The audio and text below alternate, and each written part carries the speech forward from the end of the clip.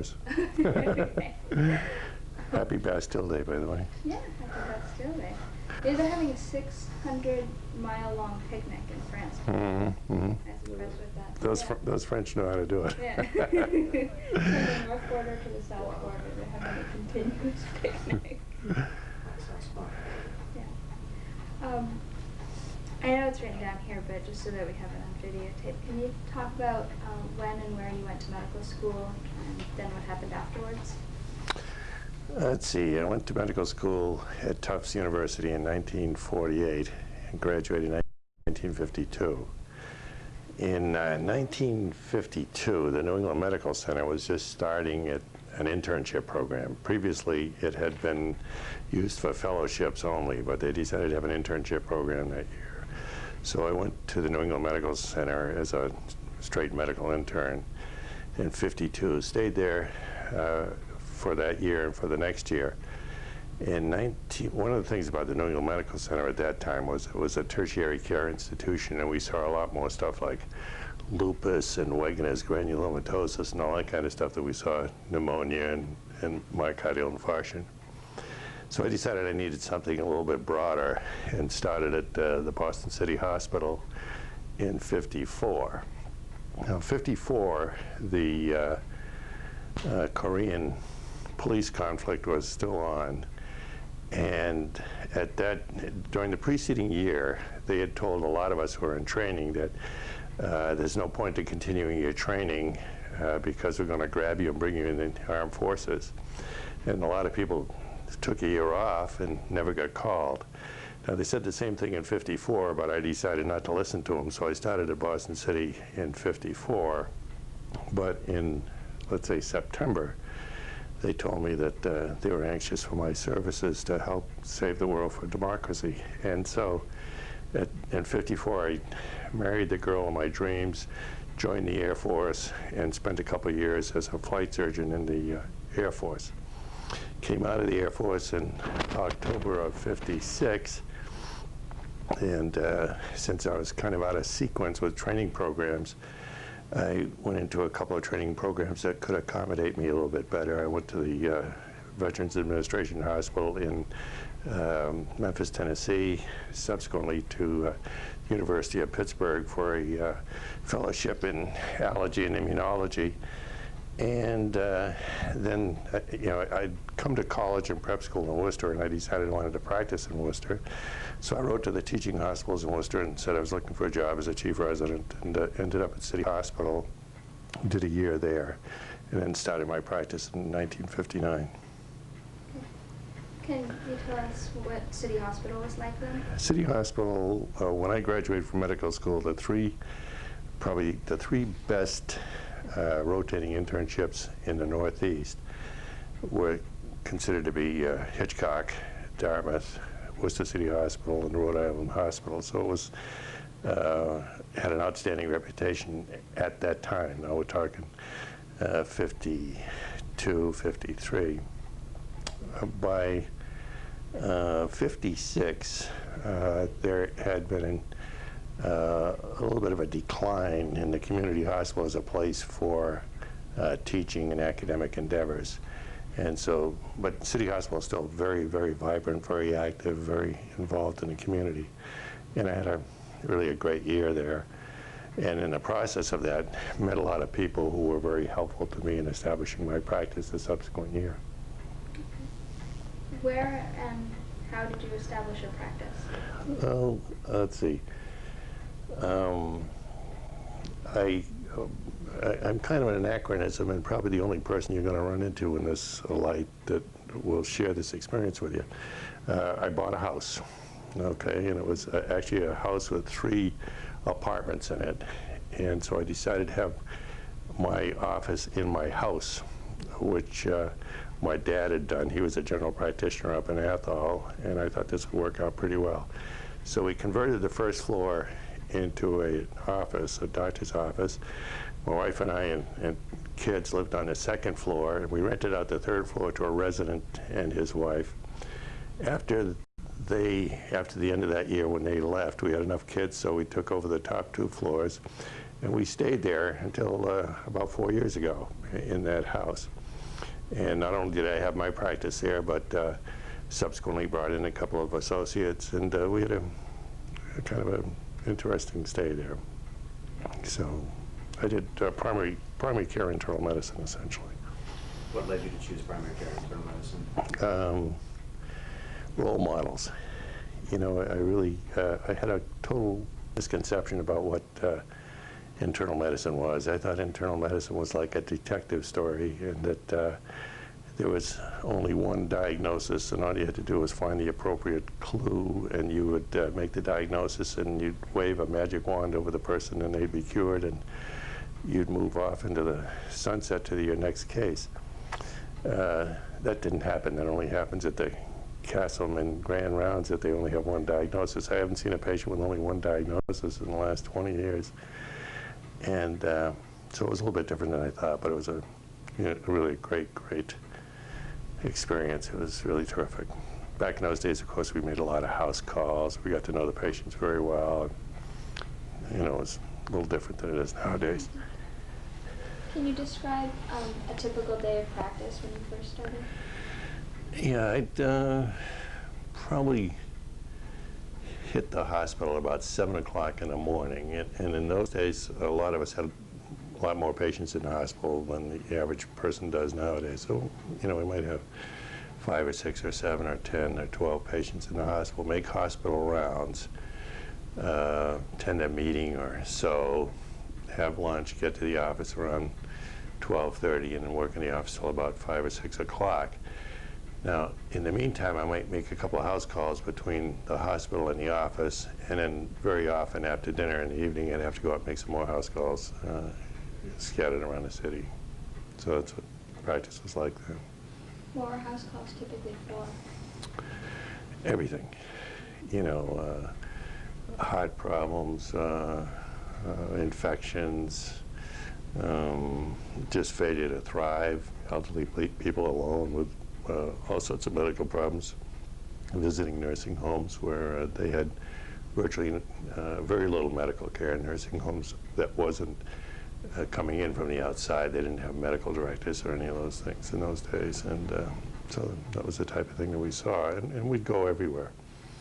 Had a huge black bag that my squadron had given me when I left the Air Force to use, and carried everything in there. I mean, I was giving stuff in the home that I wouldn't dare give in the emergency room now, you know, aminophylline, intravenous digoxin preparations, morphine, Demerol, all that kind of stuff, and tourniquets, and nasogastric tube, all sorts of stuff. And so that went on for 5, 6, or 7 years. What was it like for your family, being that you were a physician, especially when you were in the armed forces, or when you had so many hours working every day? Oh, the armed forces was a piece of cake. You know, as I say, I married the girl of my dreams. We had a 2-year honeymoon as far as the armed forces were concerned. It was one of those deals where you went to work at, you know, 9 o'clock in the morning, knocked off at 3 o'clock in the afternoon, would hit the golf links, and had a great social life, and, you know, it was really, really good. Practice was a whole different story. When I went into practice, my wife became quite depressed, actually, during that first summer in practice, where, you know, I'd no sooner walk in the bedroom at 10 o'clock at night and the phone would ring, and I'd get dressed again, go out, make a house call, come back at 2 or 3 o'clock in the morning, the phone would ring again, go out again, and she thought our life was over at that point. But so it was quite demanding. But having the office in the house, however, was a big help. You know, if one of the kids took a tumble and you know, had a laceration or whatever, things could be dealt with much more easily than if I was downtown someplace. Can you describe what Worcester was like then? It really, it was somewhat different than it is now, primarily with regard to the fact that the main street was a very vibrant and active place. There were a lot of excellent stores down there, and you know, shopping was very simple. We could go down into a place like Denholm's, for example, and get outstanding quality stuff for our whole family, whether it was something for the kitchen or something for kids' clothes or whatever. So it was outstanding from that point of view. Had a couple of interesting restaurants scattered around, and it was overall, I think Worcester has been a wonderful city to raise a family in, wonderful city to practice in, and so on. So Worcester's been great. How would you describe the patient, say, demographics between the time you started practice and now? Probably not much different. You know, the patients are different, just like the doctors are different, and society's different. But as far as the age range and all that kind of stuff, it is true that physicians tend to attract people of their own age, and so your practice kind of grows with you as you get older. You get a lot of patients from your social contacts and so forth that are in your own age group, and you grow up with them essentially. But internal medicine and primary care in those days, as it is now, was heavily weighted to the care of the elderly and that kind of stuff. What made you choose medicine? My dad was a doctor, and the only other thing I considered, I went to a small Catholic college, and at one point I was thinking going into the priesthood. And I remember one day this bishop came to visit us from South America, and our dorm room was right near the prefect's office, and so they were showing him what a college dorm looked like, and they brought him into our room, and he turned to me and he said, I'll see you in Africa. And I said, oh my, this is the call, but it didn't really work out that way.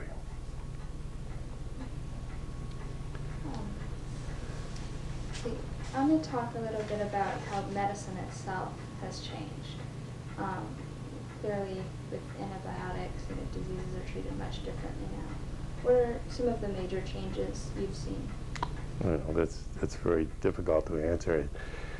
As you're undoubtedly aware, medicine's changed more in the last 50 years than it has in the previous 50 centuries. And for example, penicillin came along when I was in high school and didn't become available in our country until after World War II to any great extent. So I was practically in med school by the time that came along.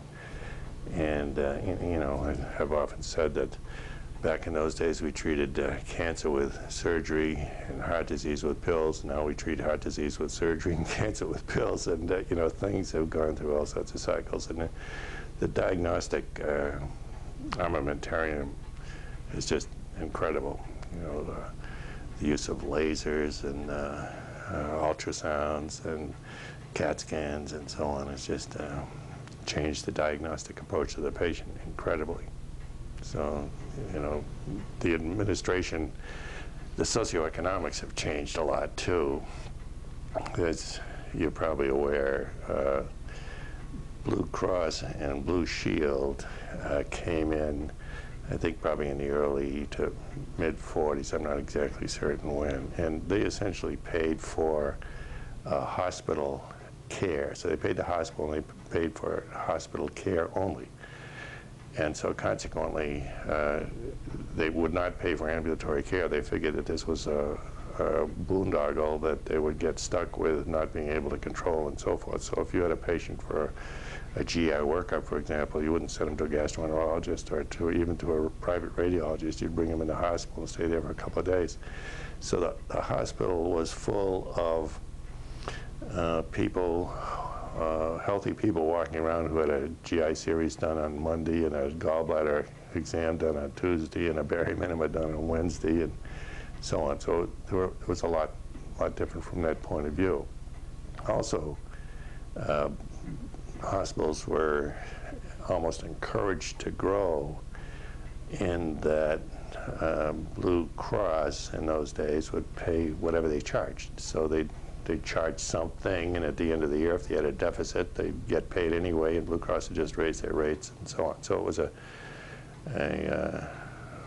situation where it was fraught with economic potential for catastrophe, which eventually you're all aware came. You mentioned that one of the basic purposes has been the diagnostic ability. Do you think that's changed the way physicians view patients in terms of they feel like they can cure everything as opposed to? No, I don't think so. I think that we've always had the idea that we could and should get to the bottom of the person's problem and provide them with emotional, physical support, and so forth. And I don't think that that's truly changed. There's no question but that the interaction between the patient and the physician has changed a great deal, just as society has changed in general. So, you know, again, when I started, and as far as my predecessors were concerned, we were on call all the time. So when you were here, when you were around, you were on call. Now, if you had a good friend, when it was time for you to go on vacation, you'd head to vacation for a couple of weeks, and he'd take over your practice. And then when he went on vacation for a couple of weeks, you'd take over his practice. But it wasn't until later that we started getting involved with coverage arrangements and, you know, binding together. We were all individual practitioners in those days, essentially.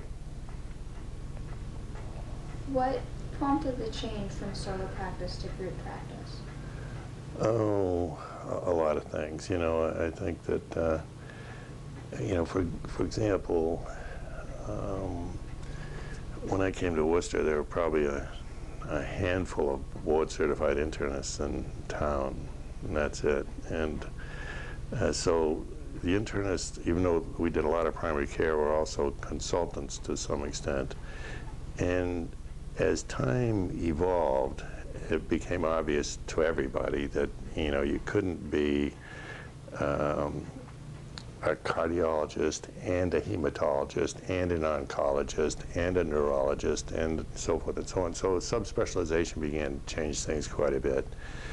In addition to that, lifestyle changes intervened, so that, you know, it became very obvious that there are things that you had to pay attention to, your social obligations, your family obligations, and so on. So, you know, people started banding together more in casual coverage arrangements. You know, I was in a coverage group with maybe 6 or 7, all individual practitioners who all had their own practice.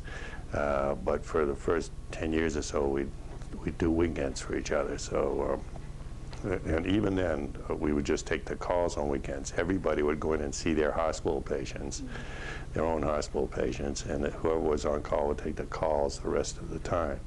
So we did weekend coverage. And as time evolved, you know, we began linking up with other people. I brought in a partner in the mid-'80s, and we subsequently brought in a couple more. And then, you know, somebody was on call Monday night, somebody else on Tuesday night, somebody else on Wednesday night, and life changed quite a bit from that point of view. Now, also, you know, that has a spin-off to it, that if you're my doctor and you're always there, and I can count on you all the time, we have a different relationship than if you're my doctor and you're only in from 8 to 4, and you're not around on Monday nights, Tuesday nights, Wednesday nights, or you're only on every 5th weekend. So our relationship changes under those circumstances. So, and, you know, the patient's relationship changed too as the socioeconomics of medicine changed.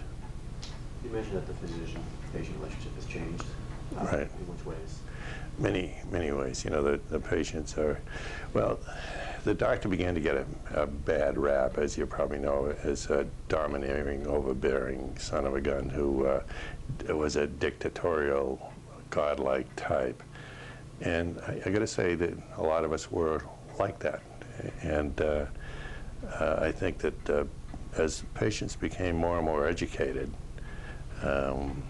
after World War II, for example, they became much more sophisticated, and they there was a gradual increase in their desire to participate in their care, and subsequently even in decision making. And so the average patient, not the average patient, but it's not uncommon to have somebody come into your office now with a printout from the internet who is going to ask you all sorts of questions about a disease that you may have only seen twice in your entire life. And when you give them a purple pill to treat it, they wonder how come they're taking a purple pill with their brother-in-law who has exact same symptoms as taking a green pill, and please explain that to me, doctor, and so forth and so on. So things have changed. And of course, the economics have changed a great deal too. Back then, the patient paid for what they got. Now, with the interposition of other people picking up the tab, or at least that's the way they saw it, their attitudes and their orientations were changed by that circumstance. And, you know, don't spare the horses, doc, nothing but the best, you know, type of thing got more and more prevalent. So would you say physicians are not as respected by the public as they used to be, or? Yeah, I think that's probably true. When Medicare and Medicaid came into being in the 60s, how did physicians view that, and how did that change things? It changed things a great deal.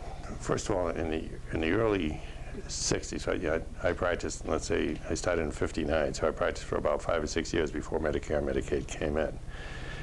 And it was recognized that when you came to a community as a physician, you had the privilege and the obligation of taking care of patients who were not insured. And so consequently, part of your obligation, for example, I was on the staff at the city hospital in those days, part of my obligation was to run or participate in one or more clinics in the outpatient department where we would take care of uninsured patients. But in addition to that, at least 1 or 2 months out of the year, I was on service, and that meant that I was responsible for running a ward of maybe 25 or 30 patients who did not pay, all right? So with the house staff and the physician, we would take care of this large group of patients who didn't pay. And that was, you know, we knew that was the name of the game, and we got a tremendous amount of, I think, personal pride and satisfaction by providing this service to our fellow man for all practical purposes.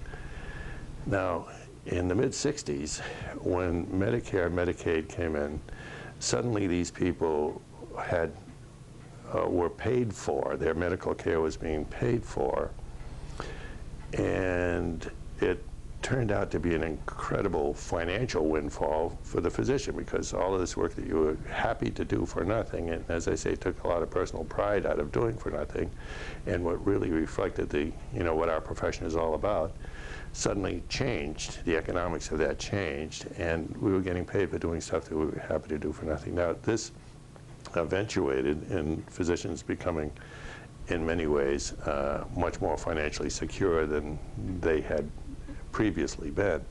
You have to remember that, you know, even in the early days of Blue Cross, when I first started out, Blue Shield, for example, would not pay for non-surgical procedures. And so if a surgeon called me in to do a consultation on a patient prior to surgery or after surgery because of some type of metabolic complication or whatever, I would have to bill the patient. Blue Cross and Blue Shield would take it, and the patient more often than not would say, hey, I didn't call you in, he called you in, get it from him, you know, that kind of stuff. So those things changed. Now, in addition to that, prior to the advent of Medicare, Medicaid, to some extent the medical profession had fought this because they thought that it was the first step towards socialization of medication, of medicine, number one, and socialization in our country, number two. And they wanted to apply some type of economic constraints to it that would keep it from bankrupting the country. And this is interpreted as being anti-old people, anti-deprived people, and so forth. And so the profession got kind of a bad rap under those circumstances. I truly think that they were concerned about the economics of it, and you know, time has proven that they were correct, that Medicare and Medicaid have indeed had an incredible negative effect on the financial stability of our country in many ways. But at any rate, it turned out, so they fought its evolution. It came anyway, and the medical profession benefited from it greatly. The attitudes were a little bit different too, because in my generation, since we had the attitude that we were happy to provide these services for nothing, and when suddenly we were being paid amounts that were beyond our wildest dreams, our attitude was a little bit different than the younger person who came in 15 or 20 years later, who got into practice and was making obscene amounts of money doing this kind of surgery or that kind of surgery, and Medicare says, oh, all of a sudden, we're not going to pay $15,000 for a TUR or for a cataract operation. We're only going to pay a certain amount, and these people raise holy Ned because they figure, oh, you know, are being deprived and so forth and so on. But they hadn't had the benefits and the fun of the experience that we had prior to the advent of these social financial changes. So I hope that answers your question a little bit. When did HMOs first start impacting your practice? Impacting them? Probably not until the 70s. You know, the Fallon Clinic, for example, was here in the 50s and 60s, really. But there were maybe half a dozen docs in the Fallon Clinic at that time. John Myers, who was kind of a leader of the Fallon Clinic, put together a program, I think, in the mid-70s, or began advocating a program in the mid-70s that expanded the role of the HMO significantly. And from then on, from that time on, HMOs became larger and larger. Now, the community decided that the way to compete with HMOs was to create an independent practice organization of our own. And so at that point, Central Mass Healthcare was created, primarily by people from the Medical Society, had a big role in creating that. One of the problems, we created it and we killed it because it was such a good financial deal for the patients that many of us talked to our 1,000-year-old patients with 1 million different diseases and said, okay, here's your opportunity to get really good care at a reasonable premium, so join up. And so we heavily weighted the Central Mass Healthcare with patients who were extremely expensive to take care of. And that eventuated in a significant financial problem for them that it took them a while to overcome. Do you think HMOs have mostly benefited patients or not? You know, the concept is very sound. You know, essentially, medical costs, and so forth were increasing at 15–16% a year. You know, just absolutely incredible amounts. And so the concept of somehow decreasing the expenditures and maybe focusing on prevention, which is health maintenance organization, that's what it's supposed to be about, would be sound economically. The concept is sound. I'm not sure that its implementation has achieved those goals. You know now that what's happened is that their backlash at HMOs is incredible. And, you know, as they've been asked to decrease the expenditures in medical care, they've decreased things that people feel are unfair. They've had impacts that people feel are unfair. And, you know, it's quite appropriate that bone marrow transplants should not, that cost, let's say, $250,000 a whack, should not be available to everybody who wants one, okay? But if you're a physician and it's your child who needs it, it's very difficult to convince you that, you know, your child's situation is such that we can't pay for it and have you walk away a happy camper. So the imposition of restrictions that have been forced essentially on HMOs by circumstances has led them into a very difficult situation, and our patients and our society into a difficult situation. And the last chapter of that hasn't been written yet. It still has a long ways to go. What type of involvement have physicians had in managed care organizations in the policy making, and do they need to be more involved? A, not enough, and B, yes. You know, essentially, I think that the number of physicians who participated in the evolution of some of these social and economic processes was less than it should have been. I think that we were too busy and too caught up with our own little bailiwick. So again, you know, we were individualistic, entrepreneurial, and focused on care of the patient, and not worried so much about, you know, finances, social this, social that, and therefore, when you're a very busy practitioner, to take time out to make a significant contribution to the evolution of some type of organization is not easy. Where would you like to see healthcare go? Personally, yeah, I think I think healthcare is indeed a right, and I didn't always feel that way, but I feel that way now. I think that everybody should have healthcare available, and I think that we need some sort of a mechanism where it is available to everybody. In a community like Worcester, it was kind of a skewed community in that I don't think there was ever a time where healthcare wasn't available to anybody who needed it, okay? So that if you needed healthcare, you could get it. The various hospitals around here would do it, the physicians would do it for you, and so forth and so on. So I don't think there was ever a time where someone who needed healthcare was turned away. That's probably not true elsewhere in the country, and so consequently we have kind of a distorted view of it. So I don't think people were ever deprived. Now, you may not have been able to get what you wanted at 2 o'clock in the morning on a 3-day 4th of July weekend, but you could get good health care if you needed it. There's no question about it, and I think that everybody deserves to have that.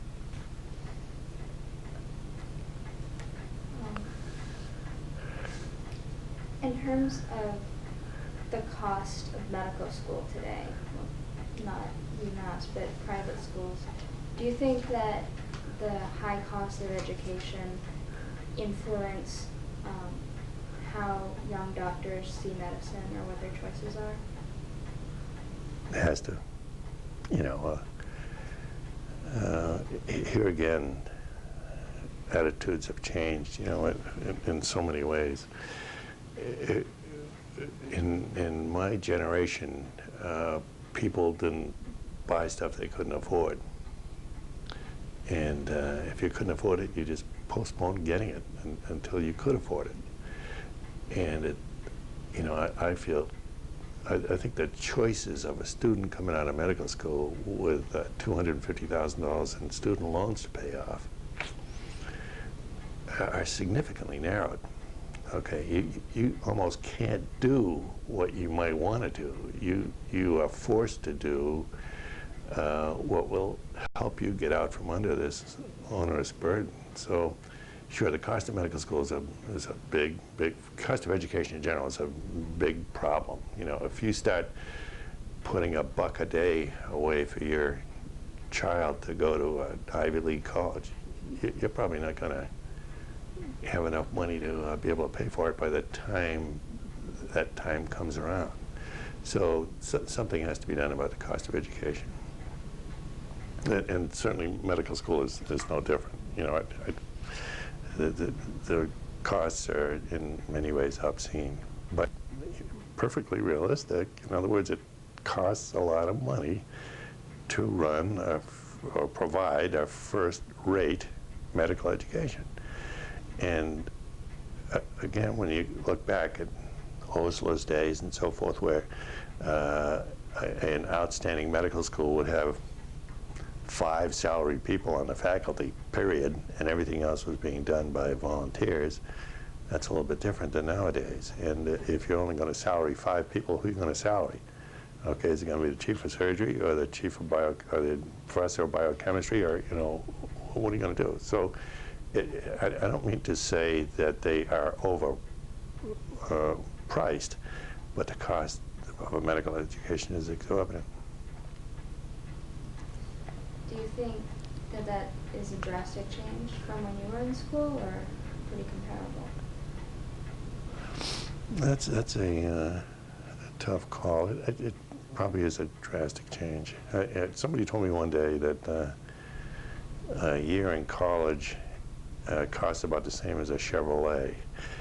And when I was young, you could buy a decent Chevrolet for $3,000, and now it costs you $20 to get the comparable car. And maybe that's the way economics has gone along. Maybe that's about right, but I think the sacrifice, nobody was married, for example, or very few people.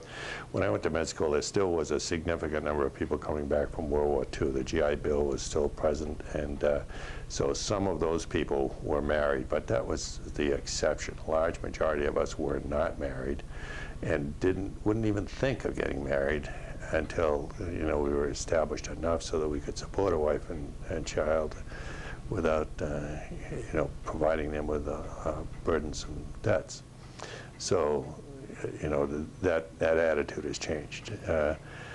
When I was an intern, I think my pay was $25 a month as an intern, and so if you had a big date or something like that, you'd go give a pint of blood and pick up another $25 for the blood and have a big date.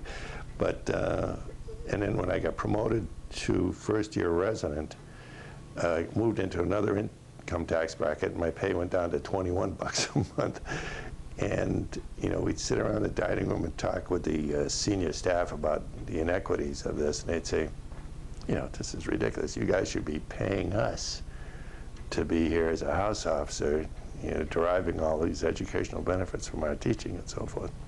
We shouldn't be paying you. So things are a little bit different. And nowadays, intern gets a living wage, not a humongous salary, but a living wage, and educational programs are a little bit better compensated. But that didn't happen to us until virtually you were in practice, and even then, it was quite a bit different. When I was 6 months into practice, I got called up by Tufts, and the postgraduate ed guy down there said, we want you to come back here and start a allergy and immunology program. We don't have one here. And I said, we got to dickering a little bit about it, and I said, what salary were you thinking about? And he said, $9,000 a year. So $9,000 a year to move down to Boston with its costs and so forth, and to start a department.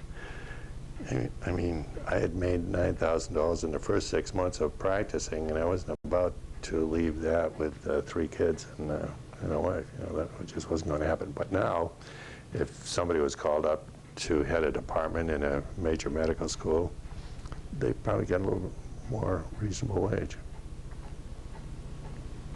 How was malpractice influence medicine? Greatly. I don't have any new or surprising answers to that you haven't already heard a million times, but there's no question of it that has affected it greatly. As I told you, I was doing things on somebody's living room couch with intravenous medications that I wouldn't even do in the emergency room now with somebody on a monitor, and because of the malpractice situation. And there's some horror stories in our community of widows, for example, who were impoverished by something that their previous husband had been peripherally involved in 3 or 4 years before. So malpractice has had a big impact. And, it is true that people should be compensated for injuries, but there is a medium that is appropriate. If you don't mind, I'll wing it a little bit and tell you a few things you may or may not know about medicine back in those days. Part of my subsequent life has been in physician administration and having to do with the credentialing and all that type of stuff. Back in, when I first came to the community, the situation was still such that hospitals really didn't pay a great amount of attention to credentialing people. And to some extent, the burden for that fell on the medical society. And I served as secretary of the medical society for 4 or 5 years in the mid-60s. And in those days, first of all, the hospital bylaws said that you had to be a member of the medical society to be on the staff. So in those days, not only did you have to go to see the secretary and bring in proof of your medical school graduation and all of these things, but there was an examination. You had to go before the board of the medical society. And I remember that I was asked to talk about erythroblastosis fetalis, something that as an internist, I had only peripherally been involved in. But at any rate, so that there was a board that you had to pass to get into the society, and you had to be in the society to get on the hospital staff. So the hospitals weren't quite as assiduous as they are now with a very, very complex and involved credentialing system that we presently use with primary source verification and all that kind of stuff. That's really very rigid. But again, we had some pretty spectacular circumstances where non-physicians passed themselves off as physicians here in our community, and took a while to find out about them and get them taken care of.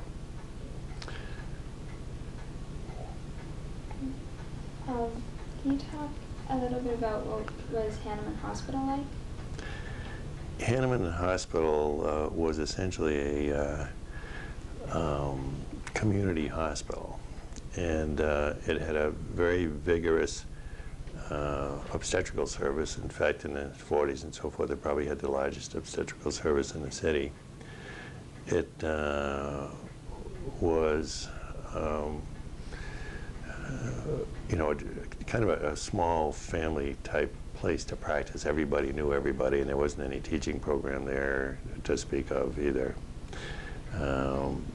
In 1977, the chairman of the Department of Medicine here was Roger Hickler at that time, and his vice chairman, Jim Dowling, came to us at Hanneman and asked us, we had a very nice discussion about the fact that medical training took place in university hospitals, but medical care took place in community hospitals, and was there some way we could work with them to create a community medicine rotation for the medical house staff here. And this was in conjunction with the family medicine program that had already been established by us, the first one in the city.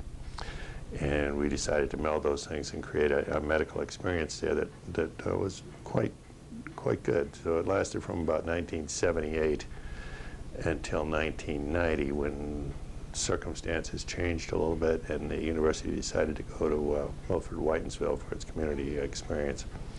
So Hanneman was a vigorous player in primary care for that period of time, and has continued to be an excellent primary care hospital. Now, with the mergers, we first merged with Memorial, first with Holden, and subsequently with Memorial. And services were closed, things were changed, and so on, and so Hanneman kind of atrophied for a while. But we've got all sorts of new plans now, and starting this summer it's going to be great again. But that's what it was like in those days. But again, it was a very personally oriented institution. The doctors and the nurses, since there was no intervening house staff in those early days, the reason I wore a tie clip was that it was up to the doctor to pass the nasogastric tubes, or to do the LPs, or to do all that kind of stuff. And so consequently, the relationship that you had with the nursing staff and so forth is a lot different than to be able to go home at 5 o'clock in the afternoon, get in your nice warm bed, and then somebody calls you up that something's going on at 2 o'clock in the morning. You don't say, have the resident check them and call me. You got up and went in there, and so your relationship was a lot different than it is. That was a very, very nice, fun place to practice. How has all the mergers of hospitals affected healthcare? Has that been positive, or is that something that needed to happen? It's been a function of the economics of healthcare, essentially, and you know, the only way to make those things work is to cut back services, eliminate jobs, decrease length of stay, and so forth. And you know, essentially, what's happened is that if you come into the hospital now and with some catastrophic illness, and you won't get in unless you have a catastrophic illness, as soon as you open one eye and start feeling a little bit better, you're out of there. And so the hospital has changed to almost a glorified intensive care unit. The relationship of the nurses, for example, the nurses don't have an opportunity to sit down with the patient and find out what makes the person tick, what their value systems are, you know, what their relationship with their family is, and really provide them nursing care. They're so busy taking care of these critically ill patients who are in many instances non-responsive that many of the reasons for which they went into nursing no longer exist. And we've created a situation that they don't get the joy out of it. It's the same thing with the house staff. You know, it's very difficult to provide the house staff with longitudinal interrelationship with a group of patients. It's very, very hard to do.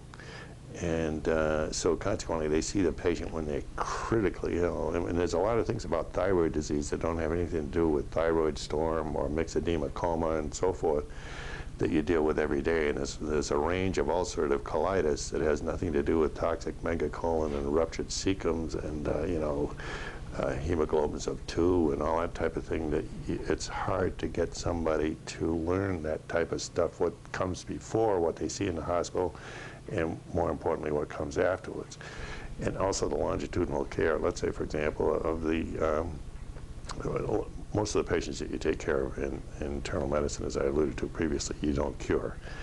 You palliate, you make them feel better, and so forth and so on. And that type of care, that, you know, it's nice to have a Whipple operation for your cancer of the pancreas, but somebody is going to have to sit and hold the hands of that patient over the next 6 months as he goes progressively downhill and deal with the patient and the family. And our present system doesn't really train people to do that very well, and in some ways doesn't always accomplish it very well either. How could that change? You know, I think we're probably going to end up with the European system, where there's physicians on the outside of the hospital and physicians on the inside of the hospital.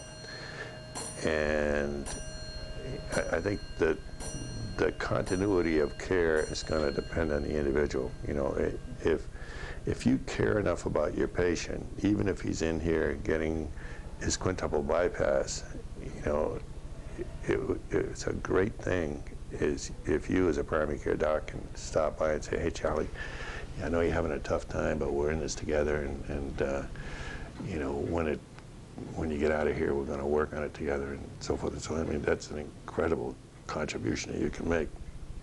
But it's not always easy if you work in some place where somebody's saying, all of your colleagues are seeing 9.2 patients per hour, and you're only seeing 8. You either got to shape up or you're history. You know, those types of pressures are real and have to impact on things. What did you think about the founding of UMass and of having a medical school in Worcester? I thought it was great. Not everybody thought that, but I thought it was great. And the reason I thought it was great is for a variety of many different reasons. I think it's made a major contribution to our community in every way, socially, economically, you know, intellectually, every way. So I think it's great from that point of view. The second thing is that from the point of view of the physicians, one of the things that we all worried about was the competition. But if you're playing squash or checkers or swimming in competition or whatever, you rise to meet the competition. And if as the competition gets better and better, you get better and better. And I really thought that it was great from that point of view, and I was very enthusiastic about it. Participated, you know, a fair amount in the early days. Back in those days, students would come and have assigned people in the community that they would interact with over a period of time, and so got involved a fair amount with that. But, you know, I was very happy that it came, and I'm even more thrilled that it's still here. What have you liked about practicing in Worcester?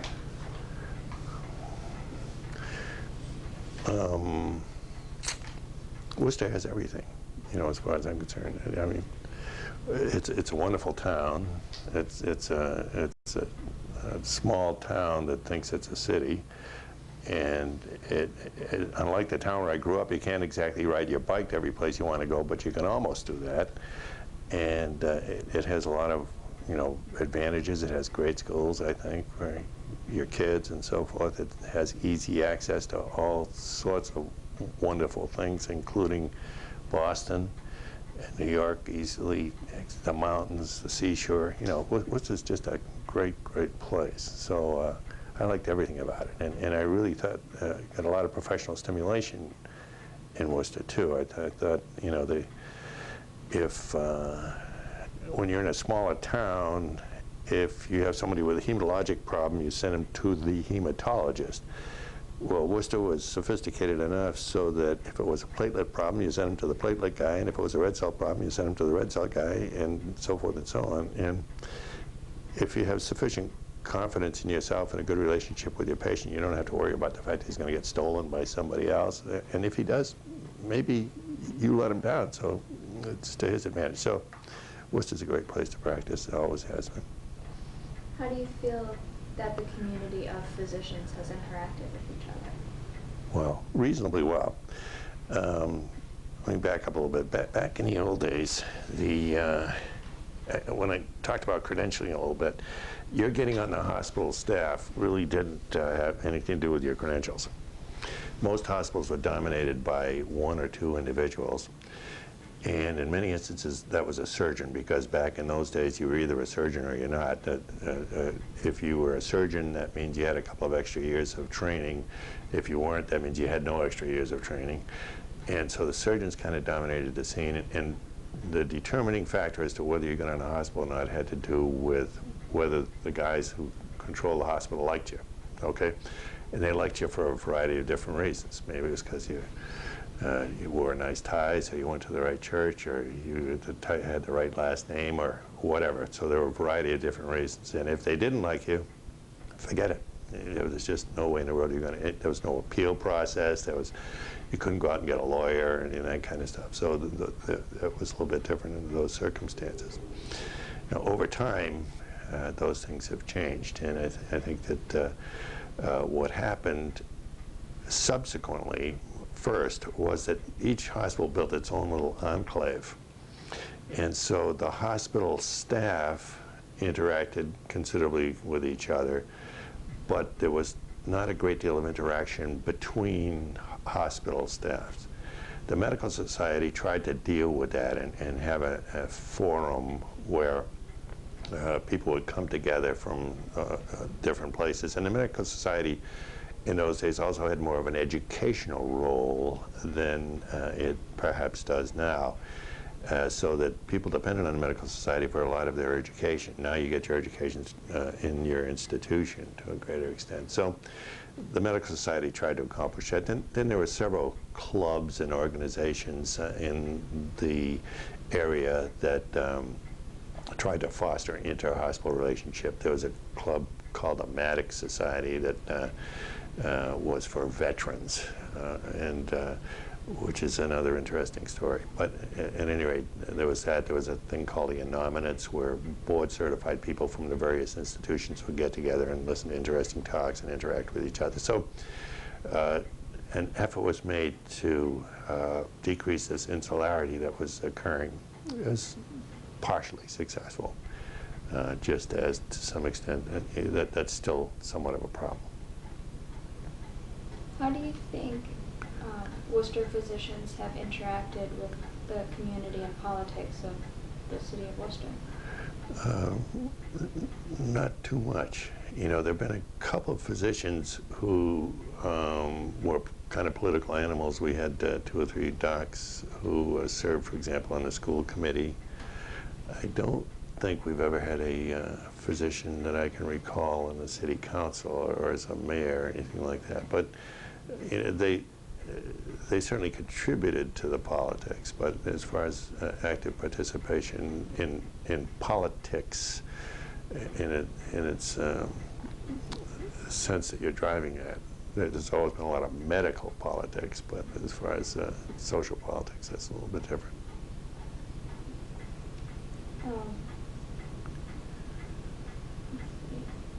So, how do you think that women in medicine, how has their role changed that you've seen? First of all, I think women are going to be the salvation of medicine.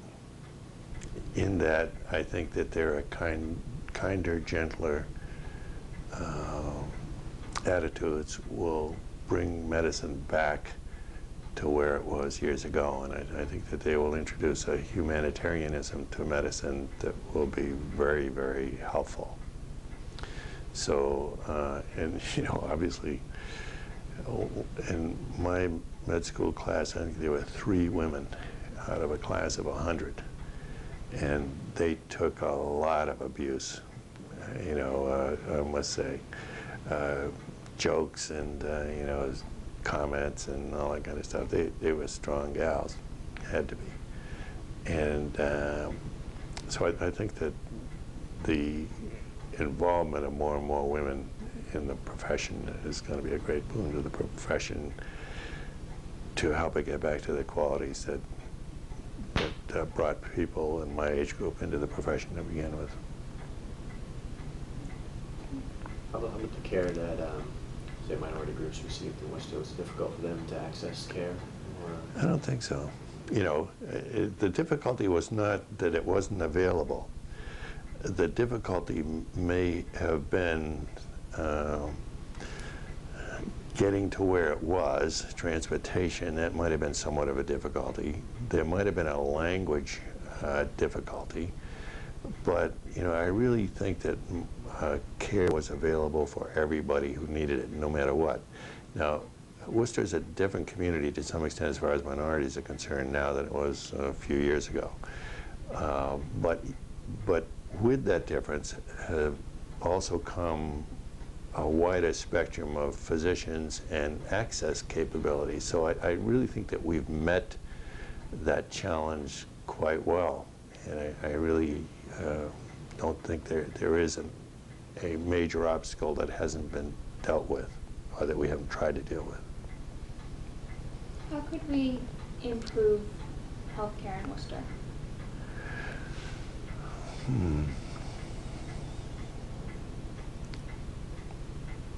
You know, I'd have to give that a lot of thought. I really couldn't give you that off the top of my head. I think healthcare in Worcester is outstanding.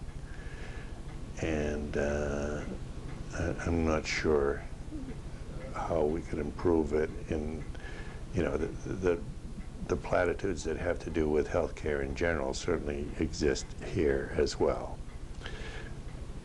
But without changing national things or socioeconomic trends, I think, as I say, I really think healthcare in Worcester is excellent. What advice would you give to younger doctors going into practice today? You know, I think medicine is the greatest profession in the world, number one. I think that the rewards in medicine come from the interaction of the physician with his patients, all right? And I think that the more the physician contributes or participates in interactions with his patients, the more rewards he's going to get. There is no amount of money that can compensate you for sitting, holding the hand of a dying child. You know, no matter what they pay you for that, you just can't compensate somebody adequately for that.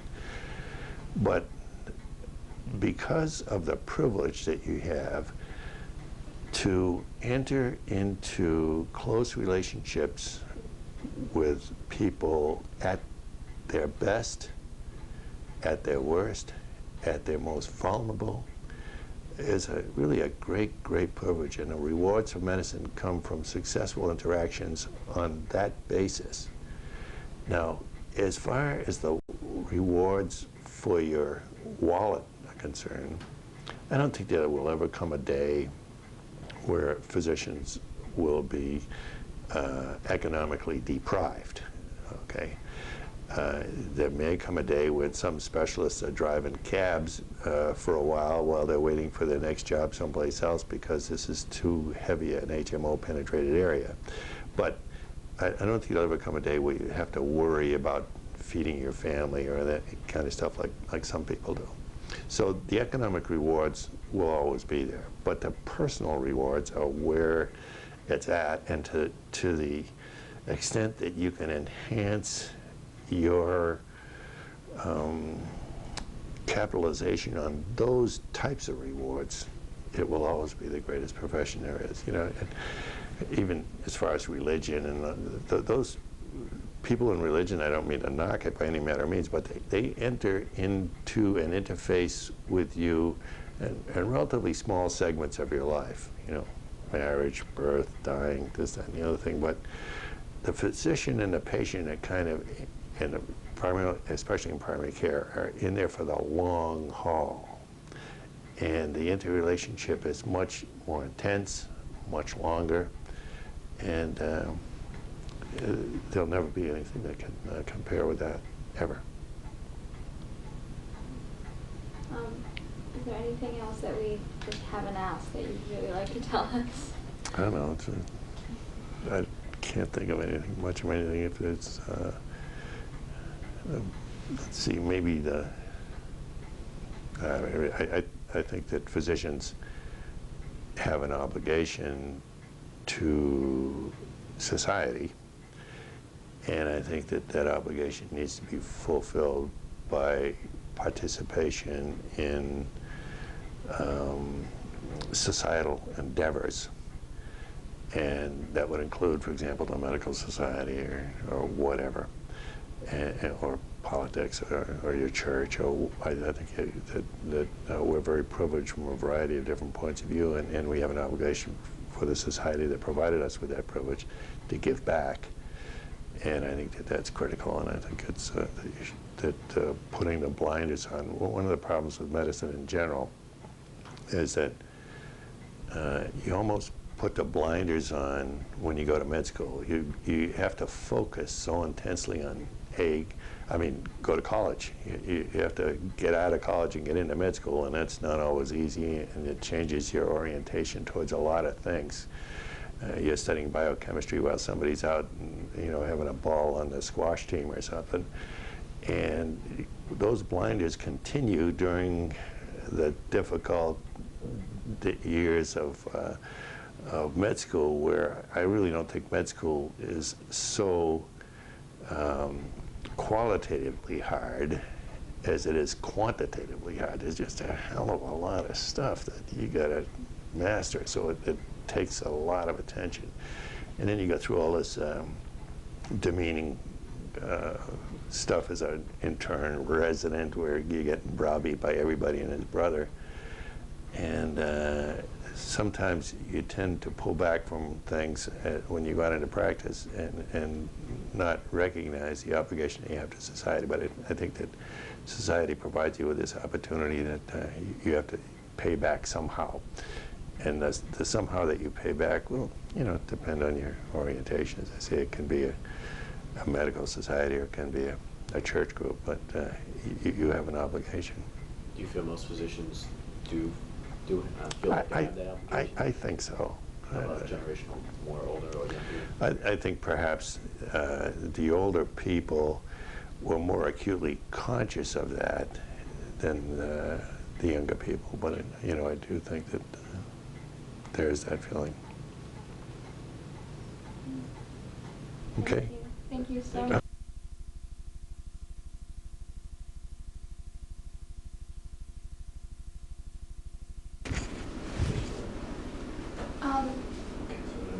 Okay, so just just to start with, can you tell us where and when you went to medical school? I went to medical school at the University of Pennsylvania and I graduated in 1955. Okay. And where did you go from there? And then I interned, I took a rotating internship at the Pennsylvania Hospital in Philadelphia for 1 year. That's the oldest hospital in the country, founded by Benjamin Franklin.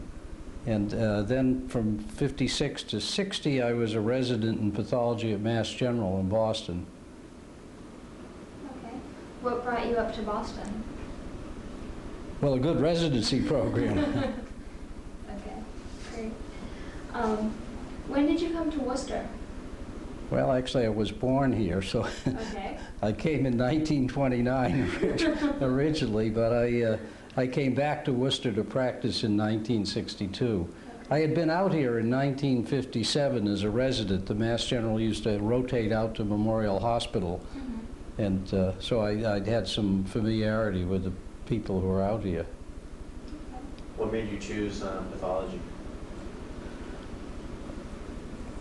Well, you know, in the 50s, many people used to take a year of pathology trying to make a decision as to what they wanted to do, and it was always considered a good thing to do. You solidified all your basic sciences, and when I got into it, I said, gee, I mean, people actually pay you to do this? And so I said, I think I'll just stay in it. So it was sort of a side door approach to it. I thought I might want to go into internal medicine at one point.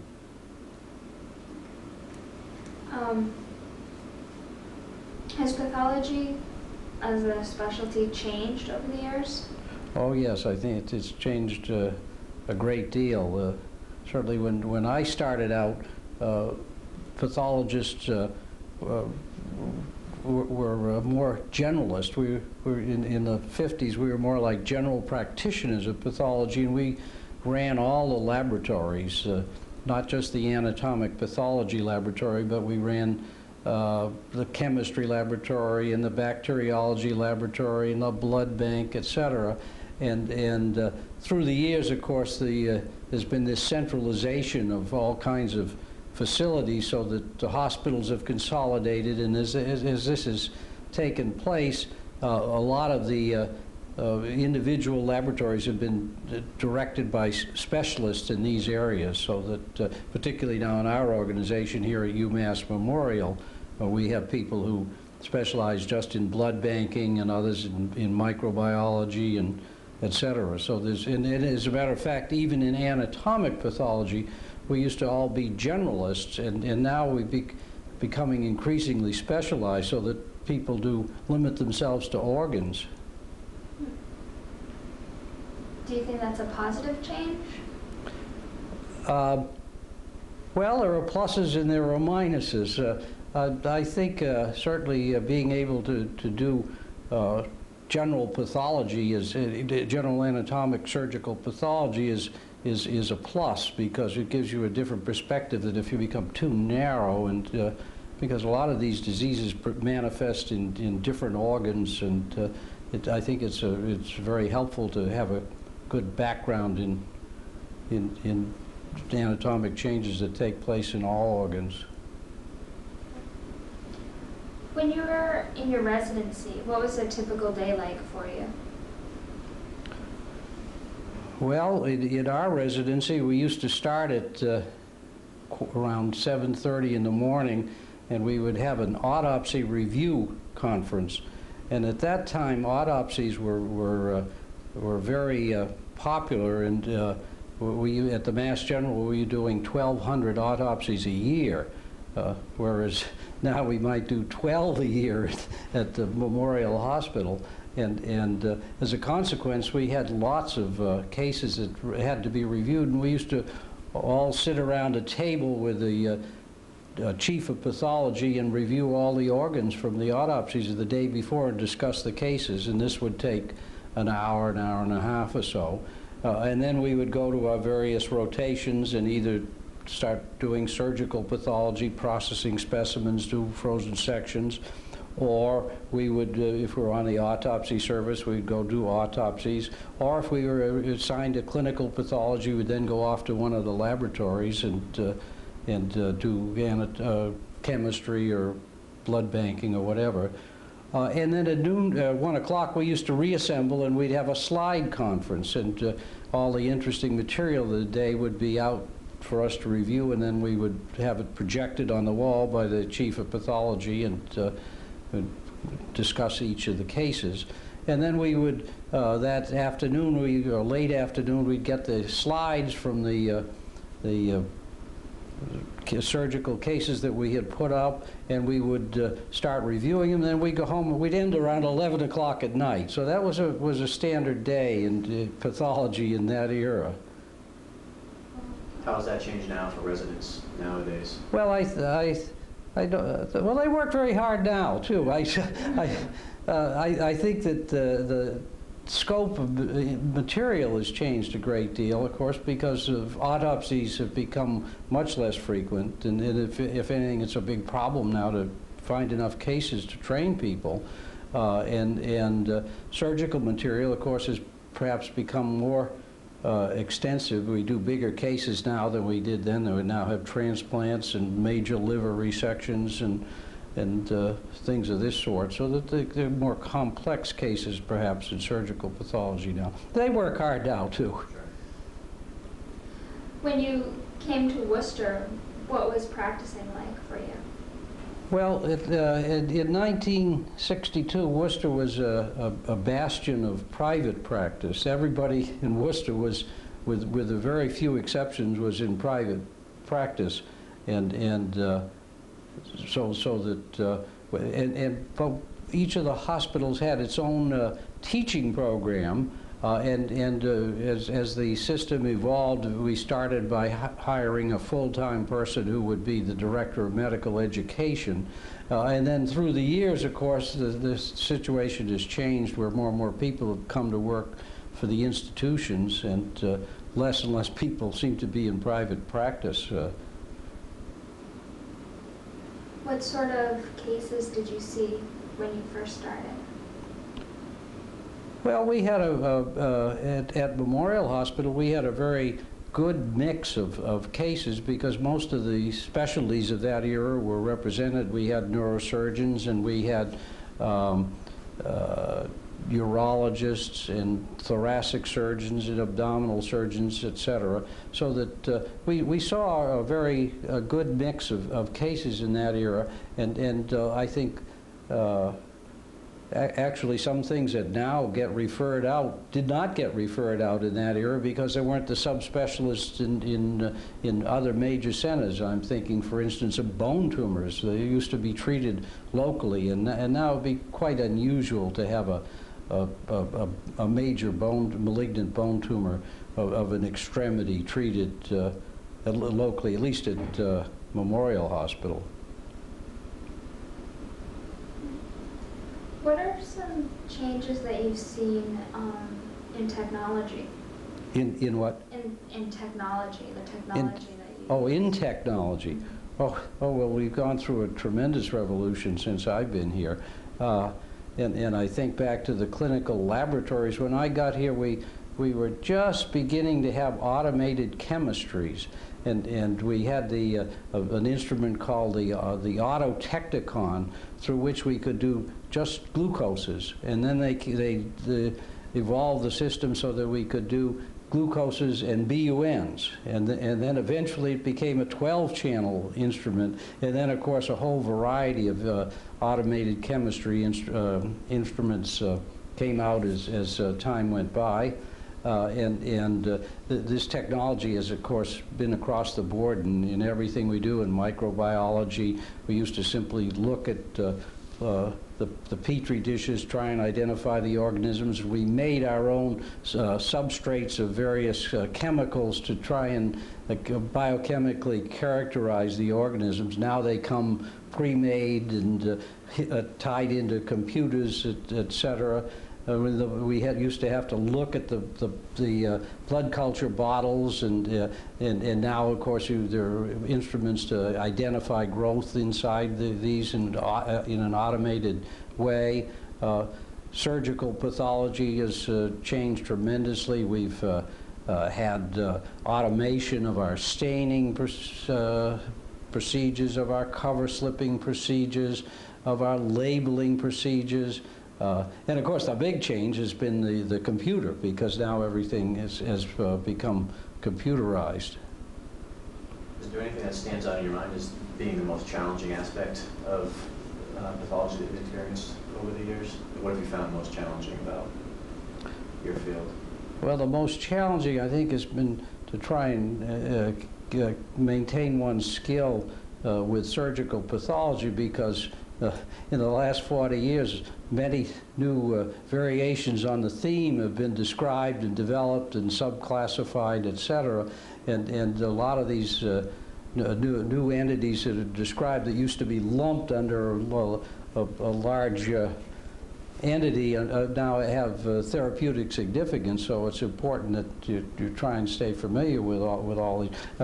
Thinking, for instance, of the lymphoma group, which has undergone tremendous changes in nomenclature and characterization, et cetera, all through the development of monoclonal antibodies and allowing us to characterize things differently. And in the old days, there used to be reticulum cell sarcomas and lymphocytic lymphomas, and that was about it, and it really didn't matter whether you got them right or wrong, because there wasn't much to do for them. So now that there is the availability of therapeutic medications, what does that imply for the pathologist? What does that imply for the pathologist? Like, what do pathologists now have to do? Well, it's more important than ever that we get it right, and that we get it subclassified correctly, so that the correct approach is done. And for instance, in the old days, when we were dealing with breast tumors, usually they presented as they were discovered most often by the patient as a lump, and usually the lump was about the size of a walnut. And the only question was, is it cancer or isn't it cancer? Because if it was cancer, then they would do a radical mastectomy and take out the breast and the axillary lymph nodes.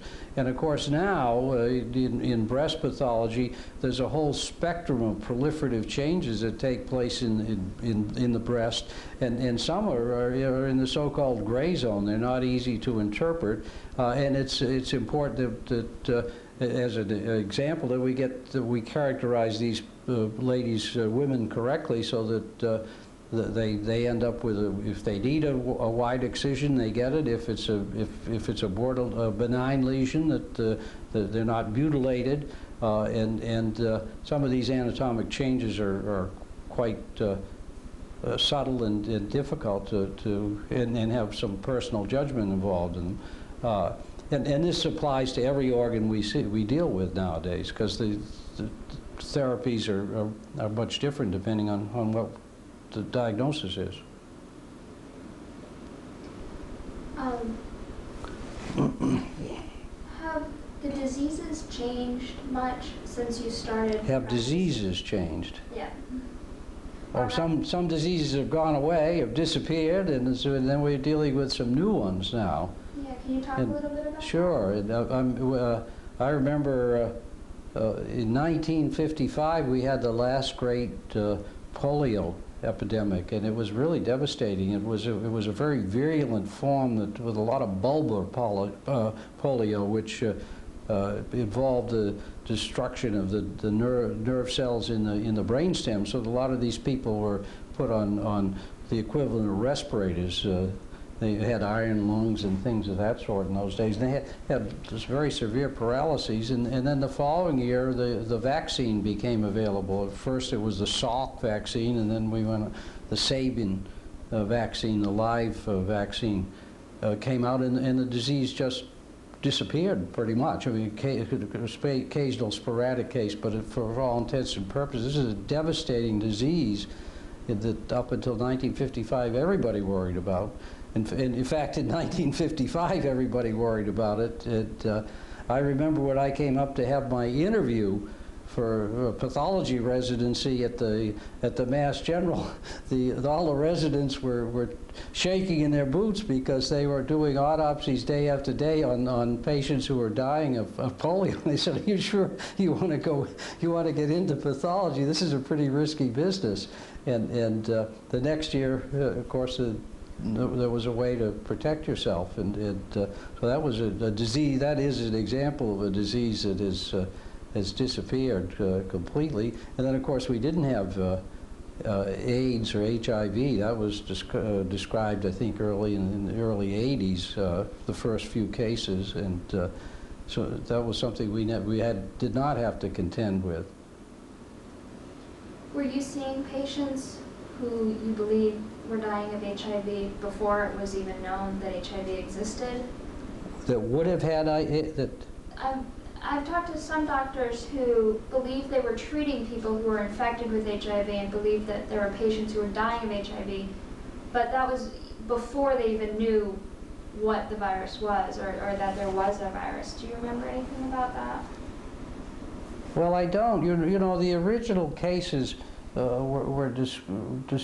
were certain criteria, as I remember, way back about 18 years ago or so, it had to be met to make the diagnosis of AIDS, and usually it was somebody who was either had to be gay or you had to be a Haitian. There was a focus that was coming out of Haiti at that time, and there were some other criteria, and other than that, you didn't meet. If you didn't meet one of these criteria, you weren't considered to have had the AIDS, because there wasn't a serologic test at that time. I guess you're asking me, were there cases of HIV around prior to the description? I suppose there may have been some cases. Not the first case described, I suppose, doesn't have to have been the very first case that occurred, but I don't think it was very prevalent, or we probably would have known of it. So HIV really came to Worcester later. Yeah, I think it, and Worcester, I don't think had the influx early on that some of the big metropolitan areas had. We didn't have the drug problems that in Worcester that existed in some of the major cities. I remember when I came in 1964 or 5, I remember a police lieutenant came to Memorial Hospital to describe to an incredulous staff that there were some drugs now in Worcester, but it was so uncommon at that time that people did. There certainly wasn't the first thing you'd think of, and of course the drug problem has increased all over, including in Worcester now. But so I don't think we had the first cases in Worcester of HIV. How do you think the emphasis on disease prevention has affected medicine? Oh, I think it's had a tremendous impact on disease prevention, on what we see. And I suppose the biggest area is in cardiovascular disease, where the risk factors have been identified pretty well. I mean, obviously there are some more yet, I suppose, to be discovered that as time goes on, but I think that there's been a tremendous reduction in cardiovascular disease. When I started out in pathology, it was not at all uncommon to see people dying of massive intracerebral hemorrhages, strokes, and they were doing this because they had severe hypertension, because it wasn't a good way to control hypertension, and it's certainly within my lifetime, medical lifetime, where good control of hypertension has occurred. in the early 50s, we used to use phenobarbital as a way to control hypertension, and all it did is make the patient sleepy. It really didn't lower their blood pressure. And then, of course, the diuretics came, and then the very beta blockers, et cetera, have appeared on the scene in much more specific things. But the changes in the cardiovascular disease have been tremendous. And likewise in cancer, of course, we've seen big reductions. When I started out in pathology, we used to see a lot of women dying of carcinoma, invasive carcinoma of the cervix, and now this is very, very infrequent. It's as a consequence of pap smears. Interesting. Were there epidemics in Worcester, and what was the worst epidemic you recall? Do I recall? Well, the last epidemic in Worcester, I wasn't around. It was in 1918, and it was the influenza epidemic, and that was in Worcester. And the reason my grandmother died in 1918 of the influenza epidemic, and I went to look up her obituary thinking I might learn a little bit something about her, and I went to the Telegram and Gazette. She died 11 years before I was born, so I never knew her. And when I found the day that she had died, and there were so many people who had died that day that all I did was list the names on the front page like we would in a disaster. There was a whole list of names, but it gave no other information. It didn't have enough room on the obituary page to tell you when they were born or where they had come from, etc. But that was a big epidemic. And then we had the little polio epidemics every summer, and every parent used to be terrified that their child would contract polio. A lot of us weren't allowed to go in swimming pools in the summer because some people did make a connection that maybe the polio virus was transmitted through the water. And I think they probably were not too far off that this was a oral fecal route. When the polio vaccine made such an enormous difference, what was the general mood in medicine? Oh, I think we're all elated at that point that this disease had been conquered. Did it raise hopes that the same thing would happen for other diseases? Well, I think the expectation was that we'd be able to vaccinate against all kinds of viral diseases, and of course that's what's happened. When I was in medical school, I had the mumps. Well, that was my reward for my rotation on pediatrics. There was no mumps vaccine at that time. And when I was in the infirmary, there were three men on in the infirmary on the top floor at the University of Pennsylvania, and one had the measles, one had the mumps, and one had chickenpox. And of course now, nobody should be getting any of these diseases. You mentioned when you first came to Worcester that there was very much private practice oriented. How has government intervention changed, in your opinion, the way medicine is practiced? Well, I think that many more physicians have become employees in one form or another of large organizations, and so they probably have less autonomy and less able to dictate exactly what they do. They no longer work entirely for themselves. They've rid themselves of all the concerns of operating a business, because each private practitioner had to worry about staff to pay and buildings to maintain, et cetera.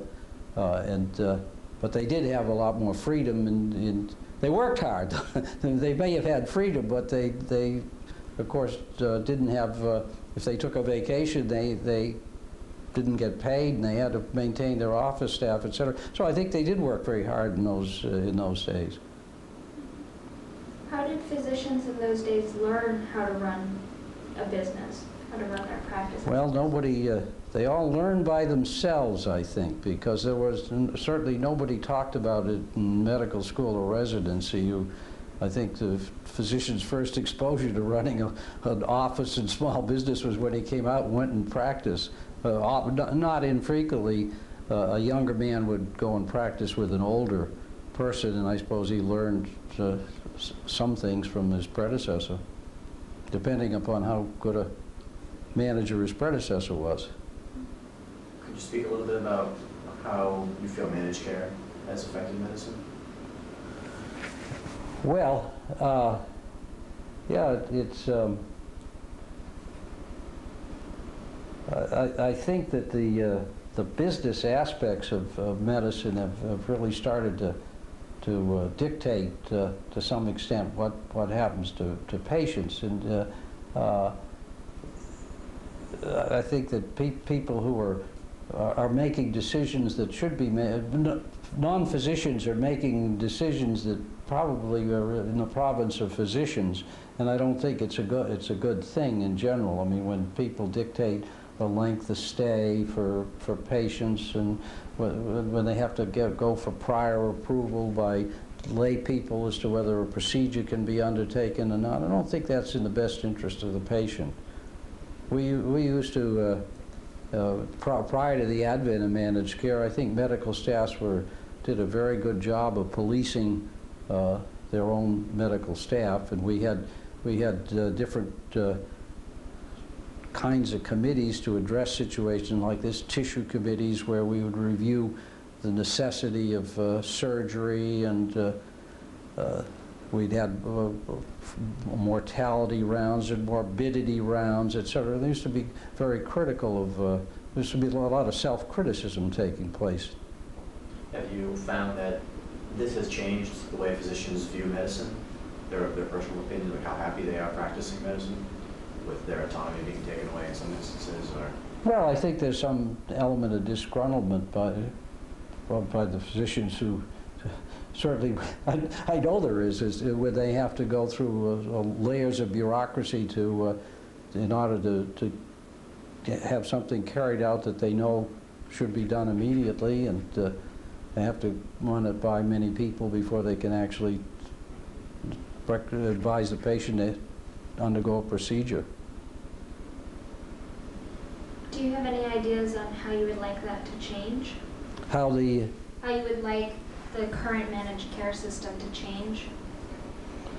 Well, I'd like to see more autonomy returned to the physicians, more of the decision-making process put back in the physician's court, and with less outside interference. I don't know whether you can do this with a bank, if you will, of give a physician a certain degree of latitude, and there are some patients that, for instance, should exceed the length of stays that are now given, and rather than question the physician on each individual case, maybe you should look at the end of the year and see whether a physician exceeds his parameters, but stay out of each individual case. Let the physician make his own decisions.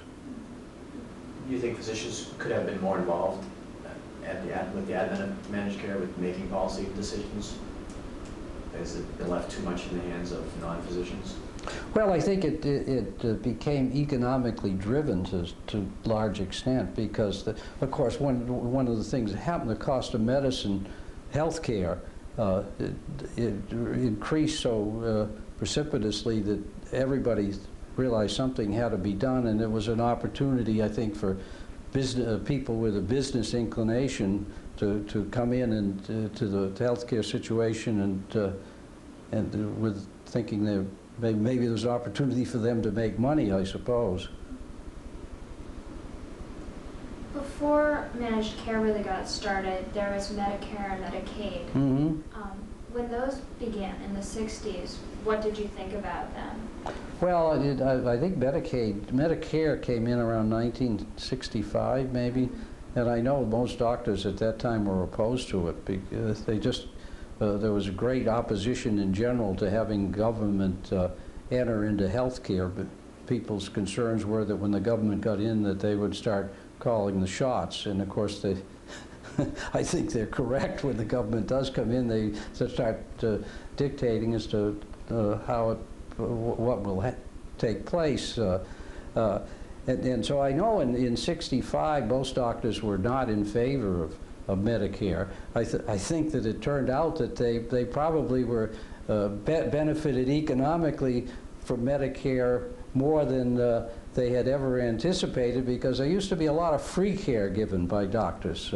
And there were lots of clinics. Every part of a prerequisite for being on a medical staff in that era was that you'd work in the clinic one afternoon or one morning a week or something. And there used to be lots of people who used these clinics, and the doctors weren't compensated. There were no fees usually charged to the patients, and these people were all taken care of gratis. And suddenly, with the onset of Medicare and Medicaid to some extent, everybody was now a paying patient, even though the rates that the Medicaid allowed probably were less than what the private practice group were charging. So that the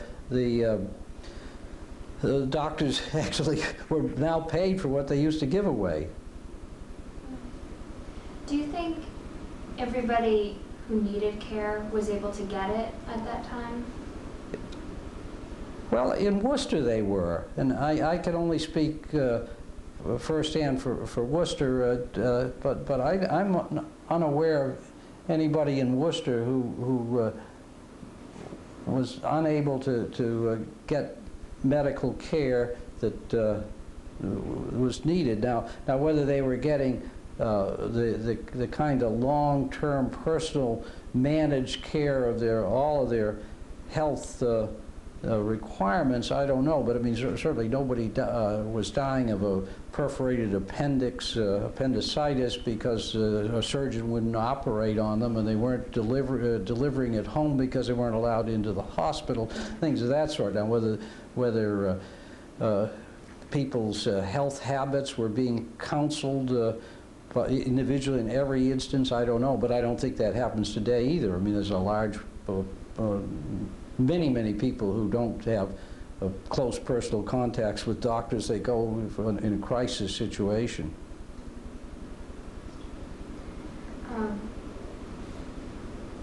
Have you had any involvement with the Central Mass Healthcare or Fallon Clinic, or how has that changed the Worcester area, access to care in Worcester? The Central Mass Healthcare? Yeah, or Central Mass Healthcare Plan, or basically the Fallon Clinic. How is that? Well, of course, the Fallon Clinic was here before I was. I think it started around before the World War II, around 1939, 1940. And for a long time, they were not very popular amongst all the other physicians because they were a closed panel group. So that when they came into an institution, and they were up at St. Vincent's in their early years, they only referred to one another, whereas most other physicians referred across the board. So I was at Memorial, so we didn't have much contact with them, but I know there was a considerable hostility in the early '60s towards closed panel groups, and then of course this all changed, and the Fallons expanded enormously, became a very important player in Worcester healthcare, and they've done a fine job too. How did the university coming here affect medicine in Worcester? Well, how did it come in here, or how did it? How did it affect the hospitals or the physicians in Worcester? Well, I think in general it's had an uplifting effect on the quality of medicine in Worcester. It's happened rather slowly and gradually, but now it's accelerating tremendously. And the medical school started out very slowly. As you know, it started with 16 students maybe or so, and then it expanded. In the first few years they didn't have a hospital. The school started before the hospital, so that the students used to rotate to the community hospitals at that time, and the professor of medicine became the chief of medicine at Memorial, and the professor of surgery was the chief at St. Vincent's, and then eventually they got their own hospital, and they were small in the beginning. They actually depended upon other hospitals for referrals, etc. And then, of course, they've grown tremendously, and now with this merger with Memorial, I would say they have become the dominant player. We're only left with 2 hospitals in Worcester. We used to have many, many more, and well, most of the positions of authority are now rest with the medical school, so that they're going to determine the direction of healthcare, and they obviously have a big base of specialized people, and I think they bring a lot to the city. You mentioned the mergers with all the hospitals now. Has that been a positive? Positive for whom? Well, I guess for the patients. Has it been a necessary step? Well, I think it was inevitable. I mean, this has sort of been the direction of the world for the last 30 or 40 years, mergers and acquisitions and centralization and et cetera. So that it was inevitable, I think, that the smaller hospitals would disappear, or at least or assume a different role, because 35, 40 years ago, every hospital could do almost the same thing. The technology was not so great that the same thing couldn't be done almost in every institution, where they all had X-ray machines. They didn't, and there were no such thing as CAT scanners and NMRs, etc. And then as the new technology evolved, suddenly, if you couldn't take a CAT scan, you were not offering the patient the same level of care as a bigger institution that could afford a CAT scan. And this went across the board, you know, with dialysis, renal dialysis became more frequently used through the years, and then bypasses and open heart capabilities, and what the bottom line was, that small hospitals just couldn't afford this technology, so it's inevitable that they would disappear and consolidate. And then the economics, again, the economies of scale that large institutions could offer, I think put the small hospitals at a serious disadvantage.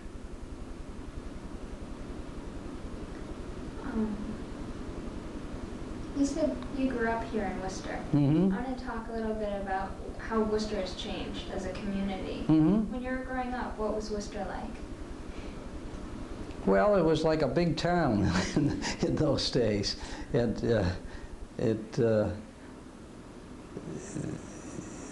more people lived in Worcester in those days than lived in the suburbs. Of course, Holden was a very small place. Paxton was a village practically in the 1930s and 1940s, and the transportation systems weren't as good, etc. So Worcester at that time was over 200,000 people, and the downtown was a big, thriving area, and everybody used to converge on downtown at that time. There was a big trolley system. There were trolley tracks that ran all over Worcester, and went down to up and down Belmont Street and Shrewsbury Street, down to the lake, and out to all parts of Worcester, and all the trolleys used to be.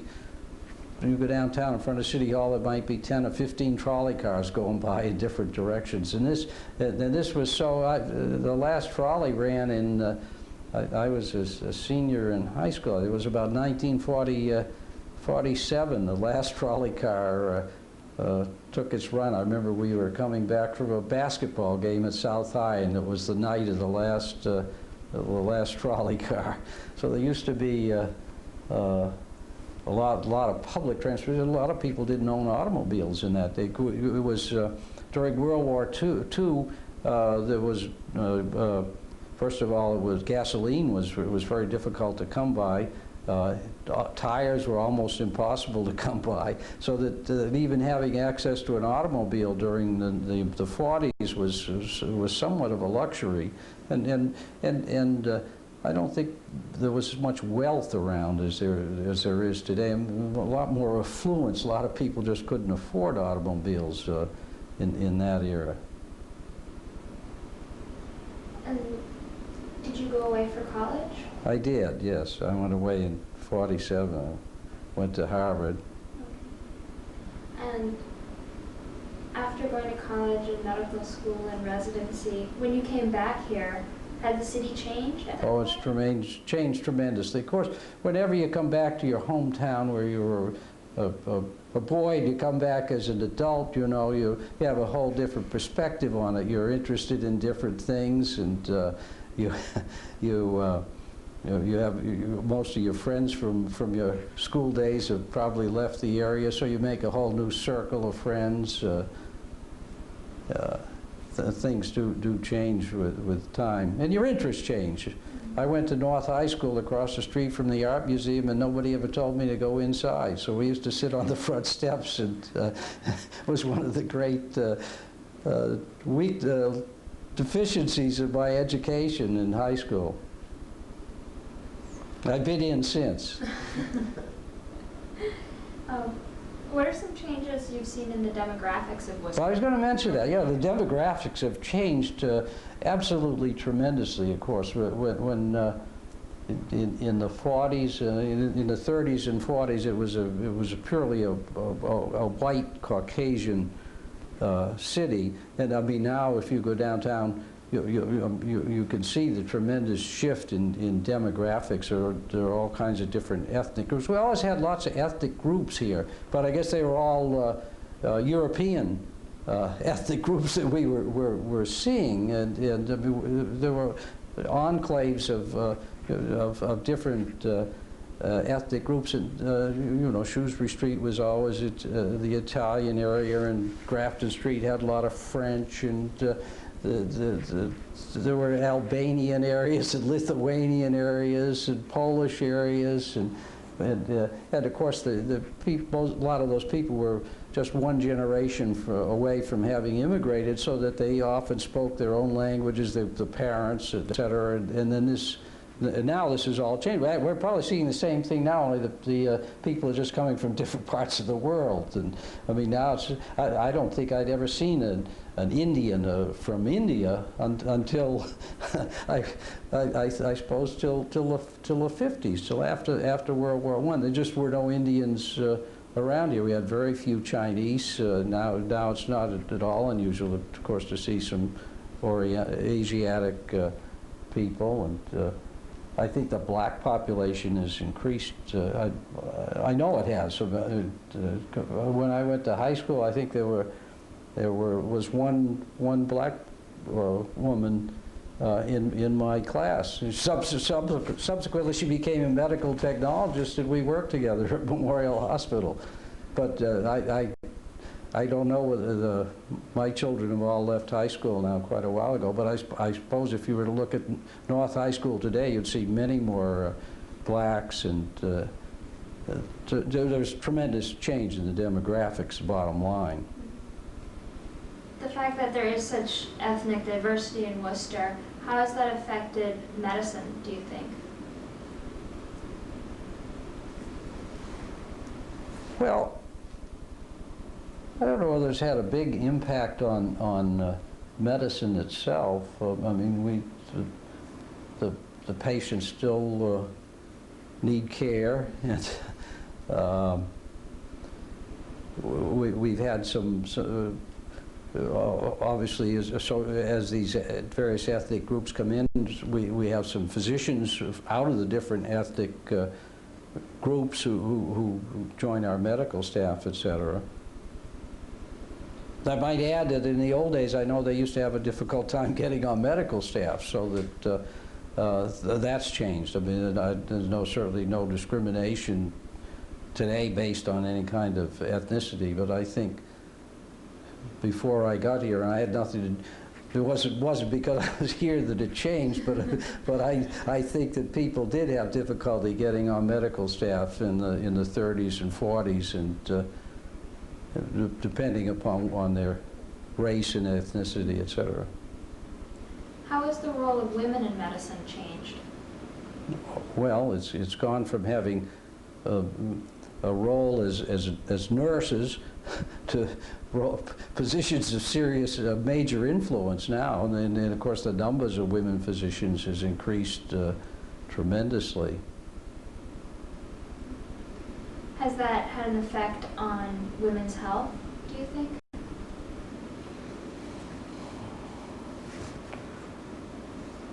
Well, I don't know that it hasn't. I mean, that implies that the male physicians who cared less about women's health than women might care about women's health. You have to remember the male physicians were sons of mothers and husbands of wives and fathers of daughters, so that they had very much of the best interest of women at heart. I don't think that just because there are women doctors that they can necessarily treat women better. I think it's a very good point. It depends on the physician, I think. Yeah, I think it's a very good point. Do you feel like the public perception of physicians has changed over the years? Well, I think we're still held in very high regard, and I think that we have to continue to do the things that make us held in high regard. I suppose we were perhaps patients are more questioning of physicians, and they're less willing to accept authority. But I think in the final analysis, patients do like physicians who are strong and give them good advice and good serious recommendations. And I think patients don't want to have to make all the decisions themselves. They want somebody who's knowledgeable to tell them, this is what I think is the best thing for you to do. Why did you choose medicine as a career? Why did you choose medicine as a career? Well, I don't know. I always wanted to, ever since about the 8th grade, when I realized I wasn't going to play for the Red Sox, I thought I wanted to be a doctor, and I originally thought I wanted to be a family doctor or internist or something. I didn't really have a particular role model in mind, but and then as I got into college and I became a pre-med, I was very much attracted to the scientific aspects of it, and I've been very happy with my career. What can you say, if there's anything in particular you've most enjoyed about being a physician? About being the most enjoyable thing about? Yeah. Well, I don't know, I think you get a great deal of satisfaction about participating in the care of people, even in pathology where you're somewhat removed from the patients. I think if you think that each one of your decisions actually has a big impact on what's going to happen to somebody, that it gives you a great deal of satisfaction to know that you've been part of the team. Do you think over the years doctors work more as a team, or has it become more individualistic? Oh, I think we work more as a team now. I mean, we think we have to, because we're so specialized that I mean, the care of a patient now is really multidisciplinary.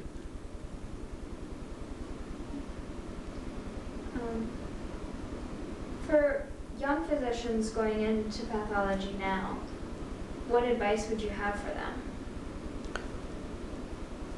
Well, I would say if you're going to select any career, select a career for something you think you'd enjoy doing, and don't select it for the material aspects of the career, because they'll take care of themselves. I think this applies to medicine in general. I mean, I hear some people saying, well, I'm leaving medicine because I'm going to start this company or that company and I can make more money. I think that's probably the wrong motivation to get into medicine with in the first place. And so you ought to go into something that you think you're going to enjoy doing. There'll be a great deal of satisfaction in helping other people, and if you come into medicine or a specialty with other motivations, you're probably going to be disappointed because it's probably not going to play out the way you expected it. And of course, you have to. Nothing you get into is going to be perfect. I've never had a job of any kind where everything was perfect. There's always a downside. When you think back to your days in college, you'd say, gee, I have 3 great courses this year, but I have to take physical chemistry. Wow. Isn't that bad? That's going to ruin the whole year. And it's been that way ever since. And you'll have the same thing in medicine. You'll say, oh, I love doing surgical pathology, but I have to look at pap smears. Isn't that lousy today? Is there anything else that you want us to know about your career or your thoughts on medicine? Oh, I think we've covered a lot of ground. Okay. Great. Well, thank you very, very much. Okay, you're welcome. Really appreciate you